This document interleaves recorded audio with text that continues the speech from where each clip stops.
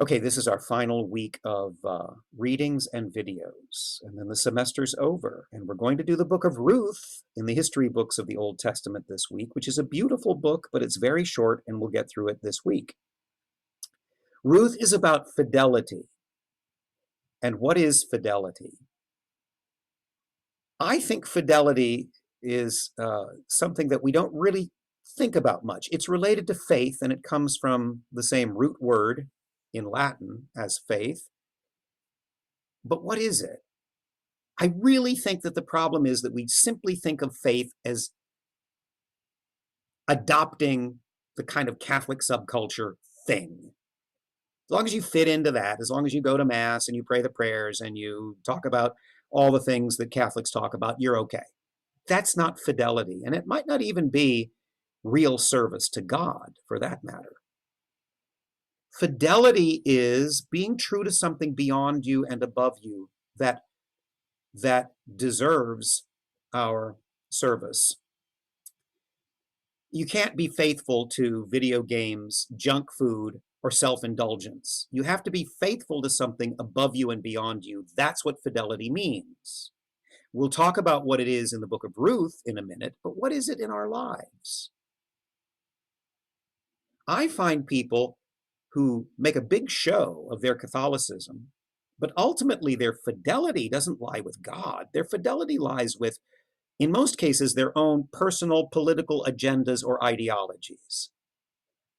And that trumps any real loyalty they may or may not have to being open to God. And God is the source of all that is real. This is the other thing that's hard when you talk about this stuff, is you just say God and people think God and then they move on. They don't even, it's just a word. But what is God? Christ, at least, is the Logos, or the Word of God.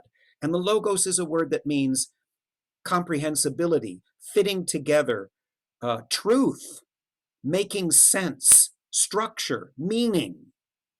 These things are in life and beyond life.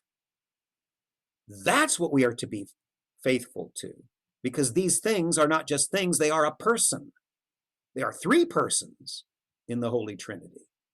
And if you live with a fidelity to always being open to the truth, then you'll be able to admit when you're wrong, or you'll be able to admit when your political side does things that are absolutely dangerous or shocking or upsetting or not in line with true fidelity to God. And you will be able to say, wait a minute, my loyalty is not to my political party. My loyalty is to the great sense of meaning, truth, love, and goodness that is part of the structure of reality, which we call God.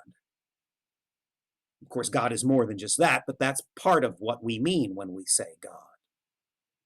And I've seen young people who were raised in these super Catholic households who, the minute a competing interest comes along, and it's usually a physical thing, the minute that they really find their first true boyfriend or girlfriend, and they really are tempted with doing the things that they know they probably shouldn't do, they'll just go there. They'll just do it. Because after all, on the one hand, you've got a physical temptation that is immediate, and on the other hand, you have this abstract notion of God that may not even be completely right yet, because it takes a lifetime to try to really figure out who God is and who we are and what he's doing with us. But I find people have competing motives.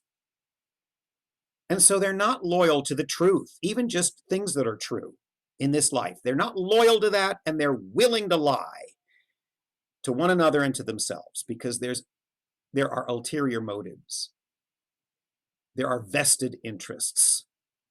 And so they serve those things, which is idolatry, serving false gods, rather than being loyal to and serving the truth. In Ruth's case, Ruth's mother-in-law is Naomi. She's a Jew from Bethlehem. She marries. She has two sons. The sons, they move away from Bethlehem, and the sons marry Moabite women. The Moabites were among the many Canaanites or pagans in the Promised Land. So the sons marry outside of their faith. Then the father dies and the sons die, leaving three widows. Naomi and her two daughters-in-law, Orpah and Ruth. Naomi says, we're all in a fix, but you're young. I'm an older woman. You can still find husbands. Go back to your people, go back to your gods, because the Moabites worshipped other gods, false gods. You go back to them. I'm going to return to Bethlehem and do my best, but life is ruined for me because I'm a widow. I don't even have sons to take care of me. There are no men in my life, and I have no hope. Go, leave me. I'll suffer on my own. You at least salvage something in your lives. Orpah agrees, but Ruth says no. Your people are my people. Your God is my God. And she is loyal to her mother-in-law, her widowed mother-in-law, and they both return to Bethlehem.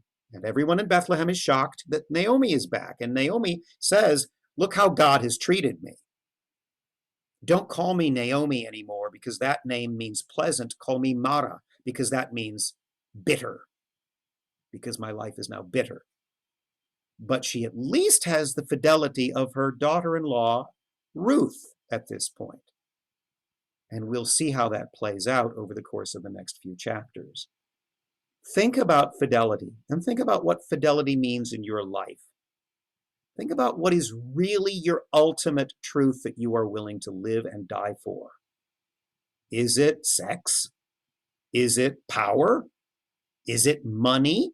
That's what most people live and die for, even most Christians.